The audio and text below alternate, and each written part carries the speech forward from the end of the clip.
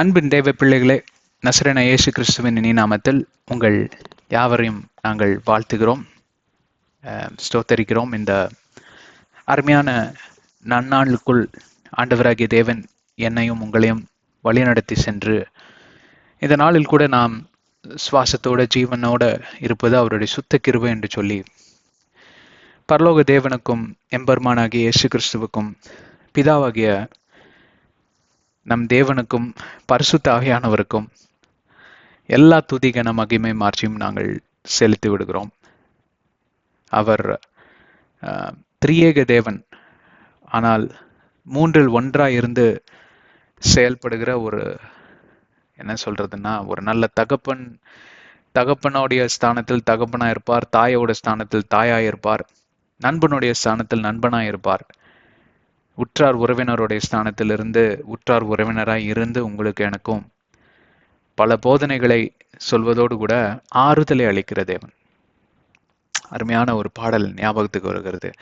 ஆறுதலின் தெய்வமே உம்முடைய திரு சமூகம் எவ்வளவு இன்பமானது, ஆறுதலின் தெய்வமே அப்படின்ற அந்த பாடல் பெர்க்மான் சையா பாடின பாடல்ல பாத்தீங்கன்னா, அது பாடுறப்பே உள்ள வந்து அப்படியே உடஞ்சு கலங்கும். பிரச்சனையே இருக்காது, ஆனா கண்ணில் பாட்டுக்கு தண்ணி வந்துகிட்டே இருக்கும். ஏன்னு கேட்டா, இந்த உலகத்தில் வாழ்கிற ஒவ்வொருவருக்கும் ஆறுதல் ஏதோ ஒரு ரீதியில தேவைப்படுதுங்க. ஏன்னா உள்ளமானது துவண்டு கொண்டு இருக்கக்கூடிய அந்த சூழ்நிலை உங்களுக்கு மட்டுமே அறிந்த ஒரு காரியம், தேவனுக்கும் அறிந்த ஒரு காரியம். தேவனுடைய வசனத்தில் எவன் ஒருவன் வேரூன்றி காலூன்றி நிற்கிறானோ அவனுக்கு எப்பொழுதுமே ஆறுதல் உண்டு. ஆறுதல் நிமித்தமாக தான் உங்களுக்கு தேர்தல் வருகிறது. தேர்தல்னா எலெக்ஷன் கிடையாது, தேற்றளவாளர். அப்படி வந்து உங்களை தேற்றக்கூடிய ஒரு தேற்றன்னா ஹோப், நம்பிக்கை, திடன், தைரியம் எதுல இருந்து வருது தெரியுங்களா? ஆறுதல் இருந்து வருது. ஆனா ஒரு விஷயத்த நல்லா விளங்கிக்கோங்க, யாரிடம் சென்று ஆறுதல் கேட்கிறோங்கிறது மிக மிக முக்கியம். சில பேர் வந்து நான் ஆறுதல் சொல்றேன்னு வந்து இருக்கிறதையும் சொதப்பி விட்டு போயிடுவாங்க. இது எதுக்குடா இவங்க கிட்ட பேசி தொலைஞ்சோன்னு இருக்கும். கரெக்டா இல்லையா? நான் உங்களுக்கு தைரியம் கொடுக்குறேன்னு சொல்லிட்டு இல்லாத பொல்லாதையும் சொல்லி உங்க மனசை இன்னும் குழப்பி பயத்துக்குள்ள தள்ளி ஐயோன்னு பல்ல கடிக்கிற அளவுக்கு நீங்க ஆயிடுவீங்க.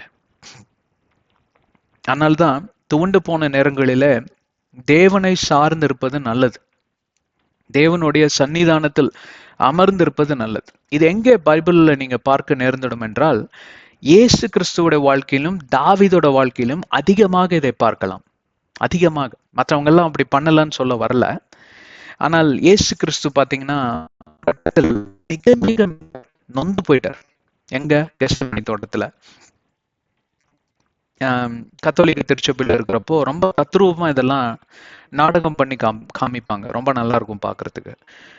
எப்படியாக அவர் வந்து இப்படி ரத்த வேர்வைக்கு முன்பே என்னென்னலாம் வார்த்தைகளை சொல்லியிருப்பார். தகப்பனே, கூடுமானால் இந்த பாத்திரத்தை என்னிடம் விட்டு எடுத்து விடணும். கேட்கறவங்களாம் இப்படி எப்படியா அழுகிறாரு இயேசு கிறிஸ்து அப்படிம்பாங்க.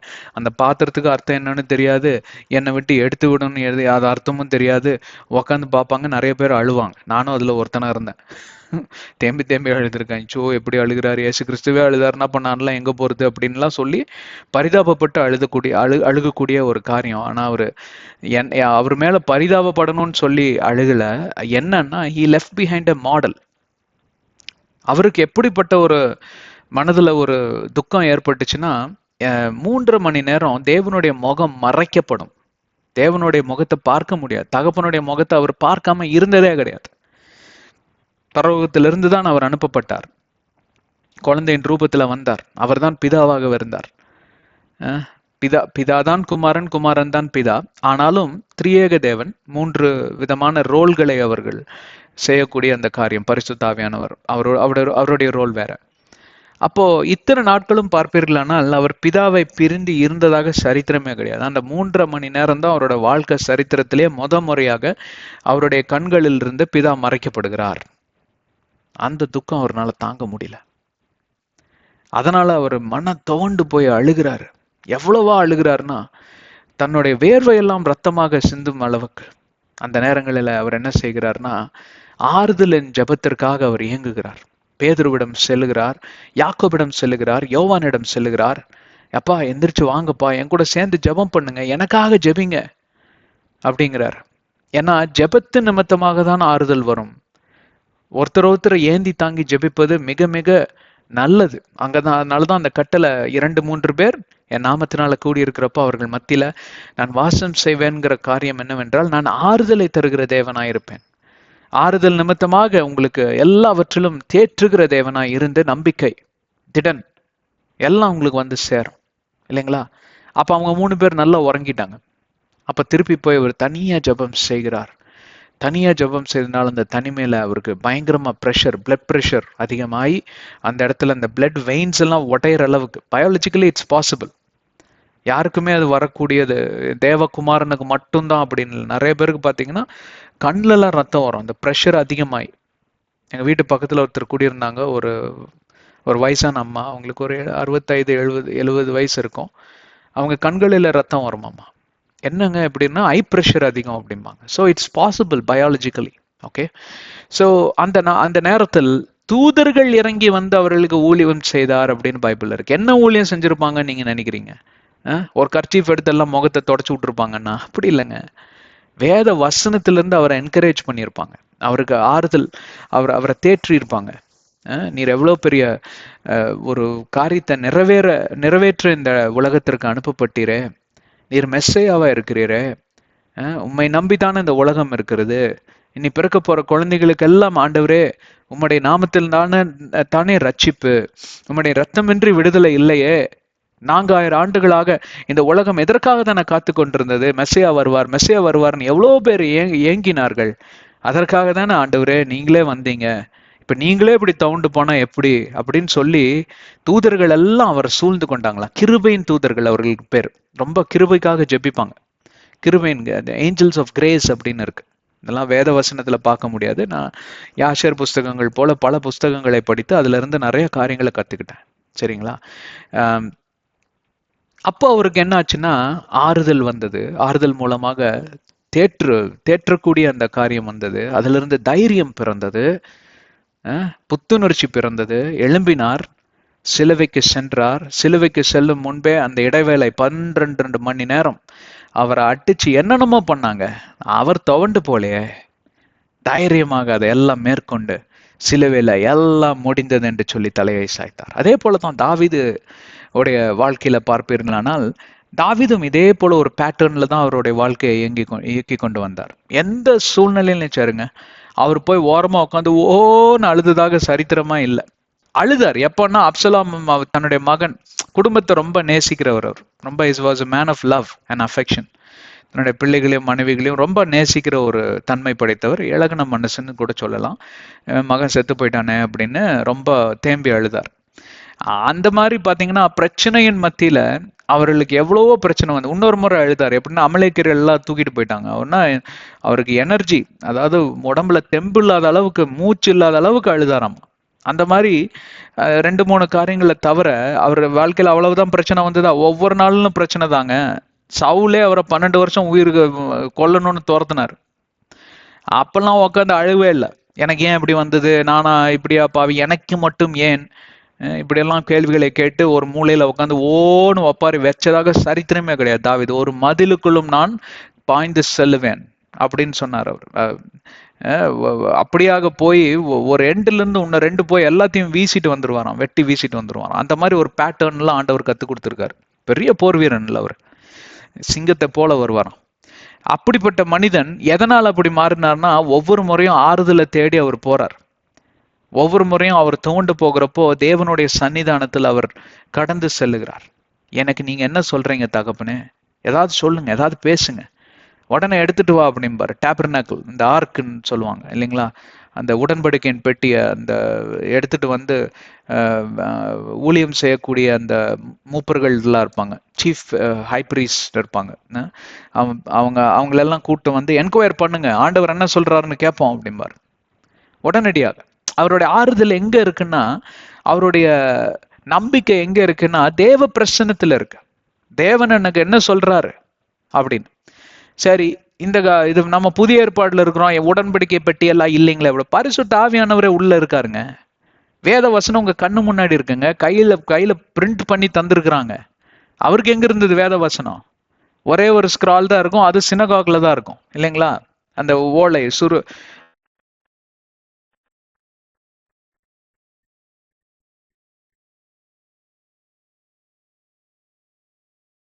சாரிங்க, ஏதோ டெக்னிக்கல் டிஃபிகல்ட்டி ஆயிடுச்சு. அந்த ஓலை சுருள் என்கிற காரியம் பார்ப்பீர்களானால், அங்கே நீங்க சினகாக்ல அந்த மாதிரி தான் பார்க்க முடியும். அங்கதான் போய் நீங்க பைபிள் படிக்கணும். உங்க முன்னாடியே பைபிள் இருக்கு, பரிசுத்தாவியானவர் உள்ள இருக்கிறார். அப்புறம் ஆறுதலை தேடி நம்ம இந்த பாஸ்டர்கிட்டையும் அந்த தீர்க்கதரிசிகிட்டையும் இவரு ரொம்ப பவர்ஃபுல்லுங்க, அவரு ரொம்ப இவருங்க, அவர் ரொம்ப அவருங்கன்ட்டு என்னங்க லெட்டர் எழுதுறது, இந்த டவருக்கு அங்க கவர் அனுப்புறது, என்னங்க வேலை, என்னங்க பொழப்புது? தயவு செஞ்சு இதுல இருந்து வெளியில வாங்க. ஜெபம் செய்வது நல்லதுதான். உங்களுக்காக ஜெபிக்க யாராவது இருந்தா ரொம்ப நல்லது. நானும் வந்து நிறைய பேர்கிட்ட வந்து எனக்காக ஜெபிச்சுக்கோங்க, எனக்கு ரொம்ப போராட்டமா இருக்கு பிரதர் அப்படின்னு எல்லாத்துக்கிட்டையும் போய் எல்லாம் சொல்லிட்டு இருக்க மாட்டேன். வாட்ஸ்அப் ஸ்டேட்டஸ்ல எல்லாம் போட்டுட்டு நிறைய பேர் ஸ்டேட்டஸ்ல போடுவாங்க இன்னைக்கு, எனக்கு இப்படியாக ஒரு துன்பம் இருக்கிறது, எல்லாரும் ஜெபித்து கொள்ளவும் அப்படின்னு. தேவையே இல்லைங்க. அந்த மாதிரி போட்டு பப்ளிசைஸ் பண்ணாதீங்க. ஏன்னா உங்களை பத்தி 10,000 பேர்கிட்ட போய் அவன் ஒருத்தன் சொல்லுவான், அவன்லாம் ஃபோன் பண்ணி கேட்பான், எல்லாத்துக்கும் உங்க இது தெரியணுமா, உங்க ரகசியங்கள்லாம் தெரியணுமா? Don't reveal your secrets to everyone. Not necessary. Reveal your secrets only to God. ஆண்டவரிடம் சென்று சொல்லுங்க உங்க பிரச்சனை என்னன்னு. அதெல்லாம் ரொம்ப பர்சனல். சில காரியங்கள்லாம் பர்சனலா இருக்கிற காரியங்கள்லாம் வாட்ஸ்அப்ல ஸ்டேட்டஸா போட்டு அனுப்புறாங்க இன்னைக்கு. என்ன அக்கிரமமா இருக்கு இல்லைங்களா? சரி, ஸோ இன்றைக்கு உங்களுக்கு நான் சொல்லக்கூடிய, தேவனுடைய தாசனா இருந்து சொல்லக்கூடிய காரியம் என்னவென்றால், உங்களுடைய ஆறுதல் தேவனிடமிருந்து வந்தால் வழிய அது ஆறுதலா இருக்கவே இருக்காது.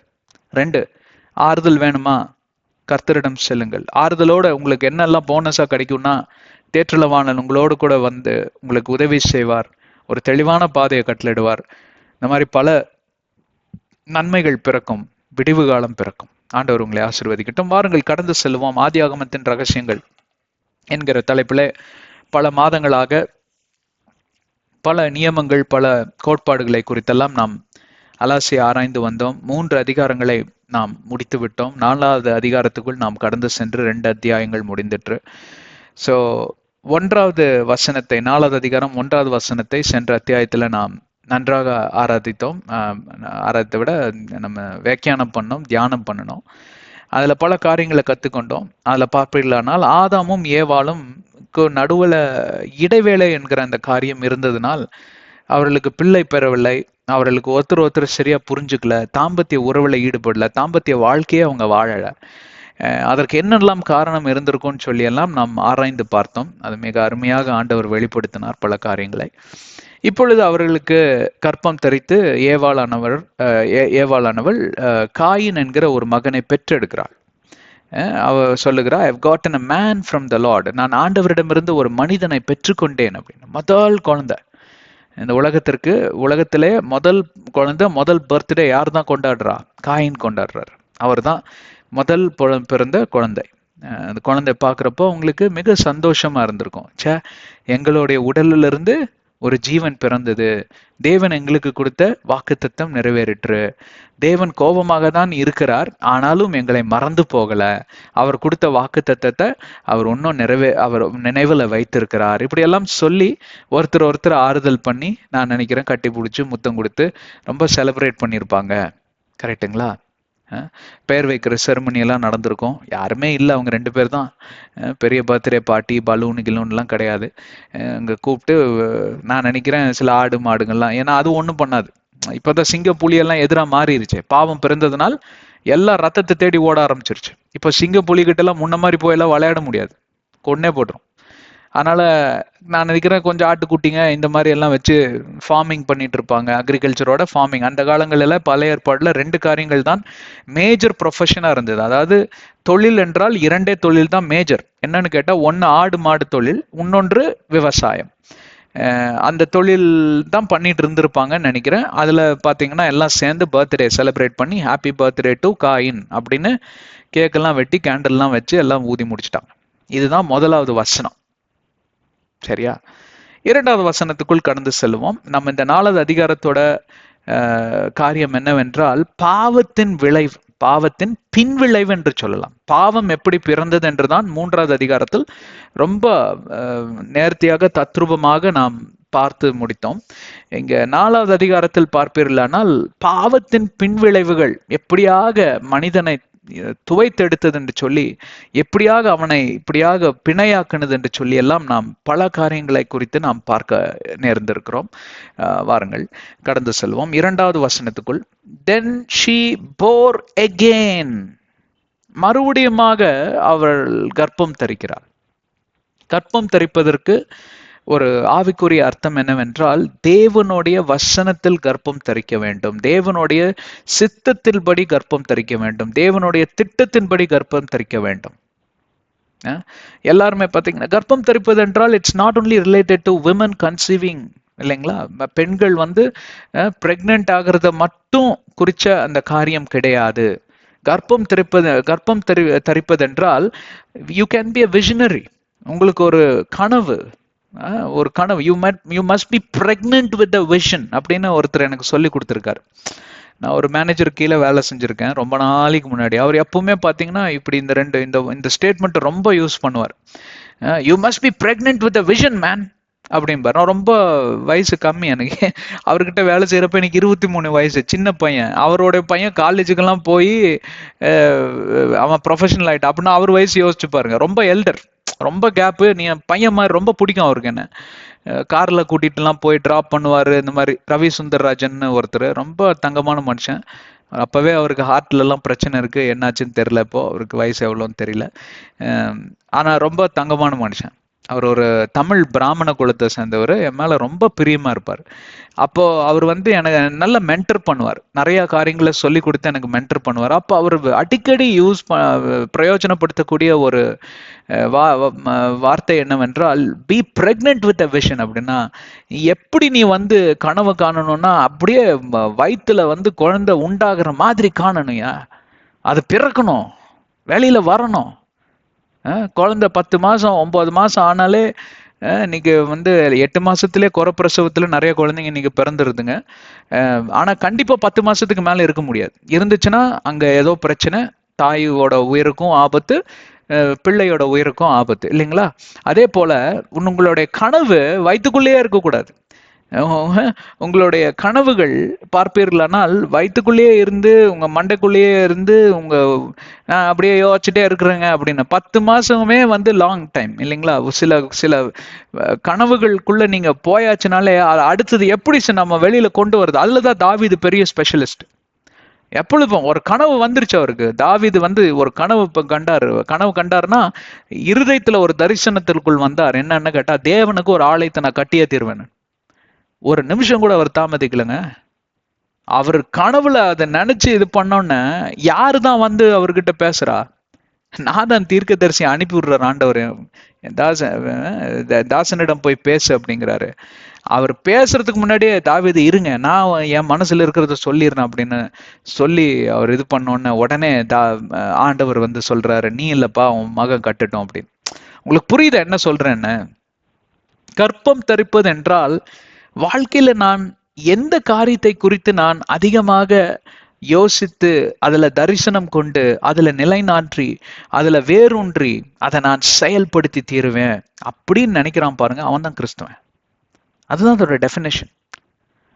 மறுபடியும் கர்ப்பம் தரித்தாள் அப்படின்னு என்றான்னா, மறுபடியும் அவங்களுக்கு என்ன ஆசை வந்துருச்சுன்னு கேட்டா, நமக்கு இன்னொரு பிள்ளை இருந்தா நல்லா இருக்குமே, நம்ம பழுகி பெருகலாம், பழசெல்லாம் கடந்து போகட்டும்.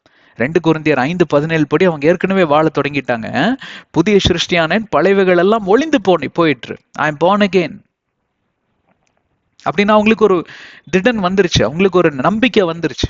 இத்தனை நாள் சோகத்துல இருந்தாங்க, துக்கத்துல இருந்தாங்க, இருதயம் துவண்டு போயிருந்தாங்க. நம்பிக்கை இல்லாத ஒரு காரியம், தேவனாகிய கர்த்தர் எங்களை வெளியேற்றிட்டாரு, நாங்க என்ன பண்ணுவோம் அப்படின்னு அவங்க நினைச்சிட்டு இருக்கிறப்ப இந்த குழந்தை பிறந்தோன்னா மறுபடியும் நம்பிக்கை பிறக்குது. தரிசனம் உங்களுக்கு வெளியில அது செயலாய் மாறி அந்த காரியம் உங்க கண் முன்னாடி நிக்கிறப்போ நம்பிக்கை பிறக்குங்க. அதனாலதான் எப்பொழுதுமே பார்ப்பீர்களானால் ஒரு தரிசனத்தை நீங்க தரிசனமாவே வச்சுட்டு இருக்க கூடாது. உடனடியாக அதை ஆக்ஷனா மாத்திரணும். சுறுசுறுப்பா இருப்பீங்க. அப்பதான் ஷ்ரூடா இருப்பீங்க, ஸ்மார்ட்டா இருப்பீங்க. சில பேர் பாருங்க, சொல்றப்பவே ஆணு வாயை பொழப்பான். டேய், உன் நன்மைக்காக தான்டா சொல்றேன், இதை பண்ற அதை பண்றான்னா, அப்படியா, சரி நான் யோசிச்சு சொல்றேன் அப்படிமா. அவங்ககிட்ட என்ன கருமத்துக்குடா சொன்னோன்னு இருக்கும் நமக்கு. கரெக்டுங்களா? ஆனா பெண் பிள்ளைகள் பாத்தீங்கன்னா எல்லாம் சுட்டிங்க, நல்ல சுட்டியான பிள்ளைங்க இன்னைக்கு. பெண் பிள்ளைகள் பாத்தீங்கன்னா, ஆம்பளை பசங்க நல்லா கெட்டவங்கன்னு சொல்ல வரல, ஆனா அந்த அதே காரியத்தை இந்த பெண் பிள்ளைகள் கிட்ட சொல்றப்போ அது வேற மாதிரி இருக்கு ரெஸ்பான்ஸ். அது சில பிள்ளைகள் வந்து தவறான வழியில போயிருதுங்க. கம்பானியன்ஷிப் இஸ் பேட், என்ன பண்றது. ஆனா நிறைய இன்னைக்கு நாங்க நிறைய ஆர்ஃபனேஜஸ்க்கெல்லாம் போய் நாங்க சின்ன சிறு பிள்ளைகளிடம் பேசுறோம், டீனேஜ் கேர்ள்ஸ் கிட்ட பேசுறோம், காலேஜுக்கு போறவங்க கிட்ட பேசுறோம். பேசுறப்போ ரெஸ்பான்ஸ் பாத்தீங்கன்னா பெண் பிள்ளைகிட்ட இருந்தா அதிகமா வருது. ரொம்ப சீக்கிரமா அவங்க புரிஞ்சுக்கிறாங்க. அப்ப என்ன ஆகுதுன்னா, ஒரு தரிசனத்தை விதைச்சிட்டு வந்துடுறோம், அவங்க அந்த தரிசனத்தை பிடிச்சிக்கிறாங்க. எங்க வேலை அவ்வளவுதான். அதுக்கப்புறம் பாத்தீங்கன்னா ஆண்டவர் தான் அவங்கள வழி நடத்தணும்னு சொல்லி நாங்க அவங்களுக்காக ஜெபிக்க தொடங்கிடுவோம். ரிசல்ட்ஸ் வரும். இன்னைக்கு எங்க கண் முன்னாடி ரிசல்ட்ஸ் வராம இருக்கலாம், ஆனா ஒரு நாள் வருங்க. அதனால விதைக்கிறது என்னைக்குமே விட்டுறாதீங்க. நீங்க மத்தவங்க இருதயத்துல விதைக்கலனாலும் பரவாயில்ல, உங்க இருதயத்திலேயாவது நீங்க விதைக்க ஆரம்பிங்கன்னு சொல்லி நாங்க பேசிக் ஃபவுண்டேஷனல் பிரின்சிபிள்ஸ் பேசிக் உங்களுக்கு சொல்லி தரோங்க. புரிஞ்சுதுங்களா? அப்ப இங்க என்ன ஆச்சுன்னா, ஆதாம் ஏவாளுக்கு ஒரு நம்பிக்கை பிறக்கிறது, அந்த நம்பிக்கை நிமித்தமாக தரிசனம் பிறக்கிறது, தரிசனத்து நிமித்தமாக உண்மையாமே குழந்தைய பிறந்துருச்சுங்க. அப்ப அந்த குழந்தை பிறந்தோன்னா அவங்களுக்கு என்ன ஆகுதுன்னா, அவங்களுக்கு கன்சீவ் ஆயிருக்காங்களா இல்லையானே தெரியாது. இன்னைக்கெல்லாம் என்னென்னமோ டெஸ்ட்டுகள்லாம் வந்துருச்சு. அந்த அம்மாக்கு கன்சீவ், திடீர்னு பார்த்தா வயிறு பெருசாகுது. அப்ப வயிறு பெருசாகிறப்ப அவங்களுக்கு என்ன யோசிச்சிருப்பாங்க? பிராக்டிக்கலா எப்பவுமே பைபிளை வாசிக்கணுங்க. வயிறு திடீர்னு அந்த அம்மாவுக்கு பெருசாயிட்டு போகுது. அப்போ அவங்களுக்கு என்ன யோசிச்சிருப்பாங்க? வயிற்றுக்குள்ள குழந்தை இருக்குன்னு அவங்களுக்கு தெரியுமா? தெரியாதுங்க, தெரியாது. பழுகி பெருகுங்கள்னு சொன்னார், அதோட அர்த்தம் அவங்களுக்கு புரிஞ்சிருக்குமா புரிஞ்சிருக்காதானே தெரியாது. உங்களுக்கு பிள்ளைகள் எல்லாம் பிறக்கும் அப்படின்லாம் எங்காவது எழுதியிருக்கா பைபிள்ல? ஆண்டவர் சொன்னாரா? இல்ல. பழுகி பெருகுங்கள், அவ்வளவுதான். அப்ப வயிறு பெருசாகிறப்போ ஆண்டவர்கிட்ட போய் கேட்டா அவர் பேச போறது கிடையாது, அவர் தான் கோச்சிட்டு போயிட்டாரு. அப்ப இவங்க 2 பேரும் அந்த 8-9 மாசம் எப்படியா அவங்க ஏன்னா ஆதாமுக்கு பாத்தீங்கன்னா, எனக்கு இருக்கிறது இந்த மனைவி ஒருத்தி தான். இவ வயிறு உப்பிட்டே போகுது, வெடிச்சு வேற இறந்து போயிருவாளோ. இறந்து போயிட்டா நான் என் நிலைமை என்ன? நான் தனியா இந்த உலகத்துல என்ன பண்ணுவேன்? எனக்கு யாருமே இல்லையான்னு எவ்வளவு நாள் உட்காந்து அழுதுருப்பாரு. யோசிச்சு பாருங்க. என் மனைவியானவங்க வந்து பிரெக்னண்டா இருக்கிறப்போ ஒரு 6-7 மாசத்துல பாத்தீங்கன்னா ஒரு சின்ன காம்ப்ளிகேஷன் ஆயிடுச்சு. அதுக்கப்புறம் பாத்தீங்கன்னா நான் இரவுல தூங்கவே மாட்டேன். திரும்பி படுத்தாலே ஒரு மாதிரி எனக்கு பயம் வந்துடும். என்னம்மா நல்லா இருக்கியா அப்படின்னு சொல்லி கொஞ்சம் எல்லாம் தலையெல்லாம் வச்சு இது பண்ணி கொடுத்து தூங்க வைப்பேன் நான். அப்புறம் என் பழைய ஒரு ஓம்னி வண்டி தான் இருக்கும். அந்த வண்டியில பெட்ரோல் எப்பவும் ஃபுல் பண்ணி வச்சிருவேன். எப்பவும் அதுக்கு ஸ்டார்டிங் கண்டிஷன்ல இருக்கிற மாதிரி பார்த்துக்குவேன். ஏன்னா பழைய ஓம்னி சில டைம் ஸ்டார்ட் ஆகாது. ஏன்னா திடீர் நைட் எமர்ஜென்சினா தூக்கி போட்டு கொண்டு போகணுமே அப்படின்னு சொல்லிட்டு அந்த 2 மாசங்க கொஞ்சம் வயிற்றுல நெருப்ப கட்டிட்டு தான் இருந்தேன் நான். ரொம்ப பார்த்து தான் பண்ணினேன், மனைவிக்கு தெரியும். ஆனா எங்களுக்கு நம்பிக்கை கர்த்தரோட மாட்டா, ஃபாஸ்டிங் ப்ரேயர்ல இருந்தெல்லாம் போனோம். ஆனா கர்த்தர் எப்படி தெரியுங்களா எங்க குழந்தைய வெளியில கொண்டு வந்தாரு? நார்மலா செக்கப்புக்கு போகலான்னு போனேங்க. அவங்க செக்அப் பண்ணிட்டு குழந்தையோட தலை தெரியுது, போங்க அட்மிட் பண்ணுங்கன்னு. சாயந்தரத்துக்குள்ள குழந்தை பிறந்துருச்சு. அவ்வளவு எளிதா ஆண்டவர் எங்களுக்கு அருமையான ஒரு பெண் பிள்ளைய கொடுத்தாருங்க. அதெல்லாம் மறக்கவே முடியாது. இப்ப நினைச்சா கூட கண்கள் குளமாகும். அவ்வளவு கிருபையின் ஆண்டவர். அவர் மறந்து போகலங்கிறது அவங்களுக்கு தெரிவுபடுத்தல. இன்னைக்கு பைபிள்ல நமக்கு தெரிவுபடுத்திருக்கு. ஆனா ஆதாமோட நிலைமையும் ஏவாளோட நிலைமையும் வயிறு உப்பிட்டே போகுது. என்ன வெடிச்சு ஏதாவது ஆயிருமோ? உள்ள ஏதோ அசையுது, திடீர்னு சுத்துது, என்னமோ கை மாதிரி தெரியுது, கால் மாதிரி தெரியுது. என்ன பாரு ஆதாம், கொஞ்சம் தலையை வச்சு பாரியா, ஏதாவது கேக்குதுன்னா சத்தம் கேக்குது, உள்ள இருந்து யாரோ சுத்துற மாதிரி இருக்கு, என்னடி நடக்குது அப்படின்னு 2 பேரும் யோசிச்சு என்னென்னமோ பேசியிருப்பாங்கன்னு நான் நினைக்கிறேன். கண்டிப்பா கரெக்டுங்களா? குழந்தை பிறந்ததும் அப்புறம் என்ன ஆச்சுன்னா லேபர் பெயின் இல்லைங்களா? அந்த லேபர் பெயின்ல துடிச்சிருப்பாங்க. ஆதாம் என்ன யோசிச்சிருப்பாரு? முடிஞ்சது கதை, இட் இஸ் ஃபினிஷ்ட், அவ்வளவுதான். கொஞ்சம் தத்ரூபமா பைபிளை வாசிக்க கத்துக்கோங்க. கதை சொல்லிட்டு இல்ல, உண்மையா இப்படிதான் நடந்திருக்கும். எப்படி தெரியும்னு கேக்குறீங்களா? ஆதாம் வந்து என்கிட்ட எல்லாம் சொல்லல, ஆனா அவர்கிட்ட போய் நான் கண்டிப்பா கேட்க தான் போறேன். இந்த அனுபவத்தை எல்லாம் நிறைய பேச வேண்டியது இருக்கு ஆதாம் கிட்ட. அவர்கிட்ட நிறைய பேசணும். ஏன்னா என்னோட நம்பிக்கை ஆதாம் ஏவாள் கண்டிப்பா பரலோகத்துல இருக்காங்க. ஏன்னா அதுக்கப்புறம் அவங்க கிட்ட பாவம் இல்லை, துக்கத்திலேயே வாழ்ந்து மறிச்சாங்க. கர்த்தர் கண்டிப்பா அவங்களை ஏற்றுக்கொண்டிருப்பார்.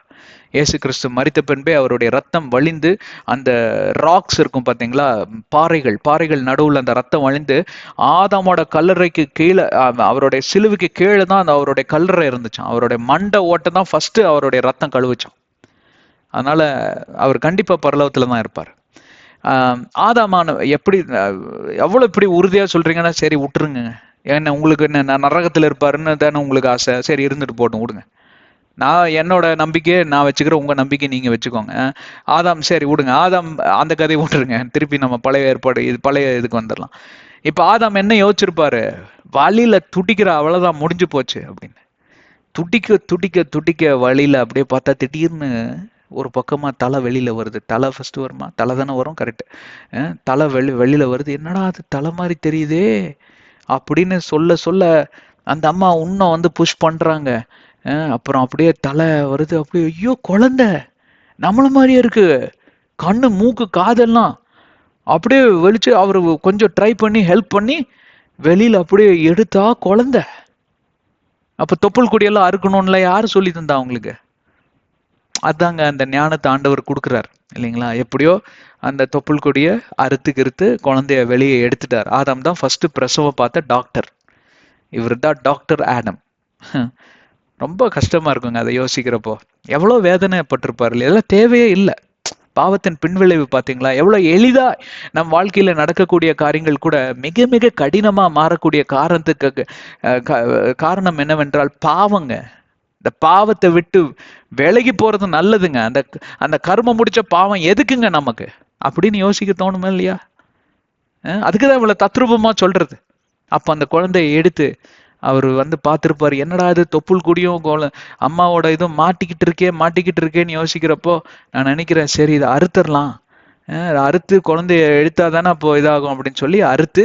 அவர் தான் ஃபர்ஸ்ட் சர்ஜரி பண்ணவர். முதல் சர்ஜரி அவர் ஆண்டவர் பண்ணி ஏவாளை உண்டாக்குனார். ரெண்டாவது சர்ஜரி யாரு தான் பண்ணா? ஆதாம் பண்ணார். ஆதாம் பண்ணி சர்ஜரி பண்ணி குழந்தைய எடுத்துட்டு, குழந்தை பிறந்தது அப்படின்னு சும்மா வாசிக்க கூடாது. குழந்தை பிறந்ததுக்கு பின்னாடி இவ்வளவு இருக்கு, அதெல்லாம் யார் சொல்லி தருவா? அதுதான் இங்க அதுதான் இங்க நம்ம வந்து ஆவிக்குரிய ரீதியிலையும் தியானித்து வருகிறோம். அங்கே பிரித்தெடுக்கப்படுகிறது. அப்போ 2 பேரும் பாக்குறாங்க. பார்த்தோன்னே அவங்களுக்கு மறுபடியும் அந்த நம்பிக்கை வந்துருச்சு.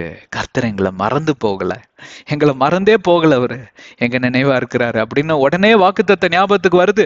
பழிக்கு பெருகுங்கள் அப்படின்னு சொன்ன வாக்குத்தத்தம் ஆண்டவர் சொன்னார் இல்லையான்னு சொல்லி அவங்க ஓன்னு அழுதுருப்பாங்க 2 பேரும். It would have been a very emotional moment. ரொம்ப எமோஷன் ஆகி அவங்க அழுது அந்த இடத்துல அந்த குழந்தை அது ஆன்னு கத்தி இருக்கும் இல்லைங்களா? நல்லா குழந்தை கத்துனோன்னு அதெல்லாம் நல்லா தண்ணி வச்சு எல்லாம் வாஷ் பண்ணி அதை இது பண்ணி, இப்போ துணி காட்டன்லாம் கிடையாது. இப்போ அவங்களுக்கு தோல் ஆடைன்னா என்னன்னு தெரிஞ்சு போச்சு. அதனால வேற ஏதாவது ஒரு தோல் ஆடை அந்த மாதிரி ஏற்பாடு பண்ணிக்கின்னு ஏதாவது இதுல போட்டு நல்லா வார்மா வச்சு அதுக்கு வந்து பால் கொடுக்கக்கூடிய அந்த காரியத்தெல்லாம் ஆண்டவர் அவங்களுக்கு கட்டு தந்திருப்பாரு, ஞானத்தை தந்திருப்பாரு. நேரா பேசலனாலும் ஞானத்தை தந்திருப்பார், வழி நடத்துவார். அப்படி ஆண்டவர் மறந்து போகிறார் அல்ல. அப்படி அவர் வந்து அந்த அந்த நேரத்துல பாத்தீங்கன்னா ஒரு நம்பிக்கை பிறக்கிறது. இப்ப நம்பிக்கை பிறந்ததுனால் அவர்களுக்கு தரிசனம் பிறக்கிறது. இதோட நம்ம நிறுத்திடக்கூடாது. இன்னும் நிறைய குழந்தைங்களை பெற்றெடுத்து நம் தேவனுடைய சாயலில இவங்களை வளர்த்தணும். நம்ம செஞ்ச பாவம் இவங்களை போய் சேர்ந்துடக்கூடாதுன்னு ஆதாம் ஏவாள் யோசிச்சிருப்பாங்களா மாட்டாங்களா? கண்டிப்பாக யோசிச்சிருப்பாங்க. ஏன்னா அவங்க செஞ்ச கொடிய பாவத்திற்கோட விளைவு எவ்வளவு கொடிய விளைவுன்னா அது அவங்க கிட்ட கேட்டதான் உங்களுக்கு தெரியும். அந்த விளைவு தான் பிள்ளைக்கு வரக்கூடாதுன்னு அவங்க மிக மிக கண்ணும் கருத்துமா இருந்துதான் ஆபேலையும் காயினையும் அவங்க வளர்த்திருப்பாங்கன்னு நான் அளவில்லாம நம்புறேன். எவ்வளவு பேர் என்னோட இருக்கீங்க? விளங்குகிறதா? பெற்றெடுப்பது என்றால் கர்த்தரிடமிருந்து ஒரு தரிசனத்தை நாம் பெற்றெடுக்க வேண்டும். அவருடைய தெய்வீக திட்டம், தெய்வீக சித்தத்தின்படி நாம் அந்த தரிசனத்தை பெற்றெடுக்க வேண்டும். இந்த மாதிரி காரியங்கள்லாம் பேசினா ரொம்ப விளையாட்டுத்தனமா நிறைய பேர் கேட்டுட்டு இருப்பீங்க. இதோட பின்விளைவு இப்ப புரியாது. அதாவது நீங்க இப்போ ரொம்ப லகுவா நீங்க எண்ணிட்டு ரொம்ப லைட்டா என்ன சொல்றாரு அப்படின்னு ஒரு காலத்துல நீங்க இடிஞ்சு போய் உக்காருவீங்க, வேலை இல்லாம உட்காருவீங்க, என்ன பண்றதுன்னு தெரியாம முழிப்பீங்க. இப்படி ஆயிப்போச்சேன்னு நீங்க வருத்தப்படுவீங்க, நகத்தை கடிப்பீங்க, பல்ல கடிப்பீங்க. அப்போ உங்களுக்கு தெரியும் இந்த தரிசனத்தோட அருமை என்னன்னு.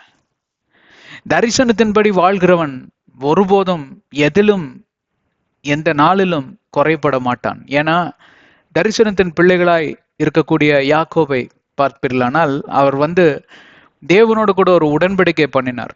நீர் என்னை இப்படியாக பரிவாரத்தோடு கூட நீர் என்னை திருப்பி கொண்டு வந்தால், என்னை ஆசிர்வதித்தால், நான் இப்படியாக உமக்கு இது தசம பாகத்தை செலுத்துவேன், நான் இப்படியாக உமக்கு செய்வேன் என்றெல்லாம் அவர் அவர் அந்த இடத்துல சில காரியங்களை அவர் இது பண்ணினார், உடன்படிக்கை பண்ணினார். தரிசனத்தை பெற்றுக்கொண்ட யோசேப்பு எவ்வளவோ துன்பங்களுக்கு மத்தியில அந்த தரிசனத்தை மட்டும் அவர் விடவே இல்லை. இந்த தரிசனத்து நிமித்தமாக தான் அவர் இச்சைக்கு தள்ளப்பட்டும் அந்த இடத்துல அவர் இச்சையை நிராகரித்தார். அவரோட வயசுல யாரா இருந்தாலும் அந்த பெண் ரொம்ப அழகான பெண். ஆமா, அதுதான் சரித்திரம் சொல்லுது. வாலிப பசங்க பாத்தீங்கன்னா எளிதாக இந்த மாதிரி காரியங்கள்ல ஈடுபடக்கூடும். ஆனா அந்த தரிசனத்தை அவர் பிடிச்சு கொண்டதுனால அவருக்கு ஒழுக்கத்தை யாரும் அங்க கொடுக்க வேண்டிய அவசியமே இல்லை. நிறைய குழந்தைங்களை இன்னைக்கு ஒழுக்கம் கட்டவனே இவனே அவனேன்னு திட்டுறீங்க நீங்க, கரெக்டுங்களா? ஏன்னா அவனுக்கு தரிசனம் இல்லாததுனாலதான் பாத்தீங்கன்னா, அவன் தரிசனத்தை பெற்றெடுக்காததுனால் அவனுக்கு என்ன பண்றோன்னே தெரியாம அப்படியே சுத்திட்டு இருக்கான். ஒரு மாடு காலையில எந்திரிச்சதுன்னா அதுக்கு தரிசனம் என்ன? எங்க புல்லு கிடைக்குதோ சாப்பிடும், உக்காந்து அசை போடும். சாயங்காலம் தான் திருப்பியும் ஷெட்டுக்கு அவங்க அந்த இதெல்லாம் புண்ணாக்கெல்லாம் போட்டு வச்சிருப்பாங்க, நல்லா ஒரு வெட்டு வெட்டிட்டு திருப்பியும் படுத்து தூங்குவார். காலையில எந்திரிப்பாரு திருப்பி. இவ்வளவுதான் அவரோட தரிசனம் இல்லைங்களா? ஒரு மாடோட தரிசனம். அதாவது பால் கொடுக்குது. நிறைய பேர் இன்னைக்கு அப்படிதான் வெட்டித்தனமா தரிசனமே இல்லாம சுத்திட்டு இருக்காங்க. மாடு மாதிரி சுத்துறான் பாருங்க. மாடு பால் கொடுக்குது, நீ உன்னால என்ன கொடுக்க முடியும்? இல்லைங்களா? ஒன்னத்துக்கு உதவில்லாத அந்த இது காரியத்துக்கு காரணம் என்னவென்றால் இதுதான். சரிங்க, நம்ம மேல போலாம், என்ன டைம் ஆயிட்டு இருக்கு. Then she bore again. அதுலதான் இருக்கும். இன்னும் மறுபடியும் அவள் பெற்றெடுத்தாள். ஒரு தரிசனத்தின் மூலமாக என்னத்தை பெற்றெடுத்தாள்? This time his brother Abel. Abel என்கிற ஒரு அருமையான ஒரு குழந்தையை மறுபடியுமாய், அவனுடைய தம்பி, காயனோட தம்பி. இவங்க 2 பேர்த்துக்கு இடைவேளை பார்ப்பீர்களானால் 1 to 2 வருஷம் இருந்திருக்கலாம் அப்படின்னு சொல்றாங்க. இதற்கு சரியான சாட்சிகள் இல்லை. சில பேர் ட்வின்ஸா பிறந்தாங்கன்னு எல்லாம் சொல்றாங்க. சில பேர் பார்த்தீங்கன்னா சில ஆண்டுகள் கேப் இருக்குன்னாங்க. சரி விட்டுருங்க, எவ்வளவுதான் இருந்தாலும் காயின் தான் அண்ணன், ஏபிள் தான் தம்பி, அவ்வளவுதான். இப்போ Abel was a keeper of sheep, but Cain was a tiller of the ground. இப்போ அவங்க அப்பா என்ன பண்றாரு? ஆதாம், அவருக்கு தெரிஞ்சது 2 வேலை தான் இல்லைங்களா? அந்த வேலையில 2 பசங்களுக்கு பிரிச்சு கொடுத்துட்றாரு. ஒருத்தன் டை போய் எல்லாம் ஆடுகள் எல்லாம் பார்த்துக்கோங்க அப்படின்னு சொல்லிட்டு ஏபிள் கிட்ட கூப்பிட்டு சொல்றான். ஏபிள் ஆட்டுக்குட்டிகள் எல்லாம் நல்லா பார்த்துக்கிறான். அதே போல காயின் மூத்த பையங்கிறதுனால, மூத்த பையன் அக்ரிகல்ச்சர், அதாவது விவசாயம் கொஞ்சம் கடினம். ஏன்னா நிலத்தை உழுகணும், விதைய போடணும், இப்படியா இந்த காரியங்கள் எல்லாம் இருந்திருக்கும் இல்லைங்களா? அதனால பாத்தீங்கன்னா காயினுக்கு அந்த நிலத்தை உழுதக்கூடிய அந்த காரியத்தை, அக்ரிகல்ச்சரை கொடுத்துட்டாரு, விவசாயத்தை கொடுத்துட்டாரு. இப்ப 2 பேருக்கும் தரிசனம் தான் என்ன? அவங்க வாழ்க்கையில என்னதான் தரிசனம்? ஆபேலோட தரிசனம் என்ன? நல்லா இந்த ஆட்டுக்குட்டிகளை பார்த்துக்கணும்னு நல்லா குளிப்பாட்டி அதுகளெல்லாம் நல்லா தீனி கொடுத்து நல்லா வளர்த்தி அந்த ஆட்டுகளை ஏதாவது அடிச்சு அவங்க சாப்பிடணும் இல்லைங்களா? அப்படிப்பட்ட ஒரு மாடலுக்கு வந்துட்டாங்க. அதே நேரத்துல இந்த விவசாயம் பார்க்கக்கூடிய காரியமும் தேவை. ஏன்னு கேட்டா அது ஏன்னா ஃபுல்லா ஆட்டுக்கறியே சாப்பிட்டுட்டு இருக்க முடியாது இல்லையா? வெஜிடபிள்ஸும் தேவை, பழங்கள் தேவை. இந்த மாதிரி காரியங்கள் எல்லாம் நம்ம காயின் பார்த்துக்குவார். இப்ப காயினோட தரிசனம் தான் என்ன? உலகத்திலேயே நான் தான் சிறந்த விவசாய இருக்க வேண்டும் என்று சொல்லி அப்படிப்பட்ட ஒரு தரிசனம். ஆபேலுக்கு உலகத்திலேயே நான் தான் பெரிய ஆடு வளர்த்தக்கூடிய ஒரு பண்ணை வைத்து, பண்ணையாருன்னு சொல்லுவாங்க இல்லைங்களா, பண்ணை வைத்து நான் அதை எப்படியாக பழுகி பெருக செய்வேன் அப்படின்னு. ஸோ இன்றைக்கு இதுல இருந்து நம்ம இது ஒண்ணு மட்டும் பார்த்துட்டு முடிச்சிடலாம். இதுல இருந்து நம்ம கத்துக்க வேண்டியது என்னன்னு கேட்டா, என்னதான் உங்க ப்ரொஃபஷன் ஆண்டவர் கொடுத்தா உடனடியாக அந்த தரிசனத்துக்குள்ள வந்துடணும். இன்னைக்கு நிறைய பேருக்கு என்னன்னா தாழ்வு மனப்பான்மை உள்ளது. ஏன்னா நான் சரியா படிக்கலைங்க, எனக்கு எப்படியோ வேலை கிடைச்சிச்சு, அப்படியே இருக்கிறேன்னு. எப்படியோ வேலை இல்லைங்க, ஆண்டவர் உங்களுக்கு வேலை கொடுத்துருக்கிறார். அந்த வேலையின் தரிசனத்துக்குள் நீங்க வந்துடணும். இப்ப பாத்தீங்கன்னா யோசேப்புக்கு கொடுத்த வேலை டாய்லெட் எல்லாம் கிளீன் பண்றதுதான் முதல்ல. வேத வல்லுநர்கள் சொல்றாங்க, என்ன டாய்லெட்னா மாடு போன சாணி எல்லாம் வலிக்கிற டாய்லெட் அதுதான். அங்க இருந்து பாத்தீங்கன்னா அது ஒரு தரிசனம். அது எப்படியோ வலிச்சிருக்காருன்னா, அந்த டாய்லெட்டை எப்படியெல்லாம் கிளீன் பண்ணியிருக்காருன்னா, பாக்குற ஆளு அடே பல பலன்னு வச்சிருக்கிறான் பாரு, இவன் கை என்ன கைராசிக்காரனா இருப்பான் போல இருக்கு, எதை தொட்டாலும் பொண்ணை விளங்கும் போல இருக்கு. இப்படிப்பட்ட ஒரு திறமையான பையனை போய் டாய்லெட் கிளீன் பண்ண வைக்கிறதா? டாய் நீங்க 2 பேர் டாய்லெட் கிளீன் பண்ணுங்க, தம்பி இவனுக்கு 2 பேர் ஒழுங்கா கிளீன் பண்றானுங்களான்னு பாத்துக்கோ அப்படின்னு சொல்லிட்டு அங்க இருக்கிற 3-4 பேத்துக்கு அதிபதியா லீடரா போட்டுட்டாங்க. எதனால வந்தது? ஏன்னா யோசேப்பு தன்னுடைய தொழிலை ஒரு தரிசனத்தோட பார்த்தார். தரிசனத்தோட பார்க்கிற எவனுமே பார்ப்பீர்களானால் சோம்பேறித்தனமா இந்த ஆபீஸ் டயத்துல பஜ்ஜி சாப்பிடுறது, போண்டா திங்கிறது, அப்புறமா போய் டீயை போடுறது, அப்புறம் ஃபேஸ்புக்ல உட்காந்து நோண்டிட்டு இருக்கிறது, இந்த மாதிரிலாம் பண்ண மாட்டான். அவன் வேலையை சரியா பார்ப்பான். அப்படின்னா செய்யும் தொழிலே தெய்வம் அப்படின்னு ஒண்ணு இருக்கு. Government work is God's work நீங்க எழுதியிருக்காங்க. அந்த எங்க விதான் சௌதா மேல எழுதியிருக்காங்க, கர்நாடகால, பெங்களூர்ல. சரிங்களா? அப்போ ஆண்டவர் கொடுத்த தொழிலை நீங்க முழு இருதயத்தோட நீங்க செய்கிறப்போ ஆண்டவரையே நீங்க சேவிக்கிறத போல அது நம்ம யோசேப்பு கிட்ட இருந்து கத்துக்கலாம். சரிங்களா? அந்த மாதிரிதான் இவங்க 2 பேரும் அவங்கவுங்க தொழில்ல ரொம்ப போக்கஸ்டா இருந்திருப்பாங்கன்னு நான் நினைக்கிறேன். இன்னைக்கு இதுல இருந்து கத்துக்க வேண்டிய பாடம் என்னன்னு கேட்டா, அதை தான் நான் சொல்ல வந்தேன். ஐயோ நான் ஒரு அடியன், ஒரு புழு மண்ணு, எப்படியோ கடவுள் கொடுத்துட்டாரு, இந்த வேலை எத்தனை நாளைக்கு தாங்குமோ தெரியல. ஒரு நாள் நல்லா வேலை போயிட்டு இருக்கும், ஆஹா எனக்கு அருமையான வேலை. அடுத்த நாள் எவனாவது ஏதாவது இத்தினூண்டு சொல்லிட்டா போதும், உடனடியாக ரெஸ்யூம் எடுத்து அப்டேட் பண்ண ஆரம்பிச்சிருது. எங்க வேலை கிடைக்கு, இங்கெல்லாம் நம்மளால தாக்கு பிடிக்க முடியாதுப்பா. தரிசனத்திலிருந்து அவ்வளவு சீக்கிரம் நீங்க வெளியில வந்துடக்கூடாதுங்க. அப்புறம் போத்திபார் வீட்டுக்கே பாத்தீங்கன்னா அவரை மெயின் என்ன சொல்றது, what is the right name in English, is the house keeping எல்லாமே அவர் தான் தலைவராக மாறிட்டார். போத்திபார் வீடுன்னா இவர் தான். அங்க அவருக்கு தெரியாம ஒரு அணு கூட அசையாது, அந்த அளவுக்கு ஒரு லீடரா வளர்ந்துட்டார். அப்ப இதெல்லாம் எதனால வந்துன்னு கேட்டா, தன்னுடைய ப்ரொஃபஷனை ஒரு தரிசனத்தோட அவர் பார்க்க ஆரம்பிச்சாரு. அந்த தரிசனம் எதனால வந்ததுன்னு கேட்டா, அவர் ஆண்டவரை பற்றி கொண்டார், அவர் கொடுத்த தரிசனத்தை பற்றி கொண்டார். அவருக்கு தெரியும் நம்ம வேலை இப்படியே டாய்லெட் கிளீனிங்லேயே போயிடாது, போத்திபார் வீட்லயே போயிடாது, எனக்கு காமித்த தரிசனத்தை ஒரு நாள் ஆண்டவர் நிறைவேற்றுவார், அது வரைக்கும் நான் அவரை பற்றி கொள்வேன். அவர் என்ன வேலையும் அதுக்கு நடுவுல கொடுத்தாலும் நான் அதை செய்வேன். தாவீது ராஜா இன்னொரு அருமையான உதாரணம்.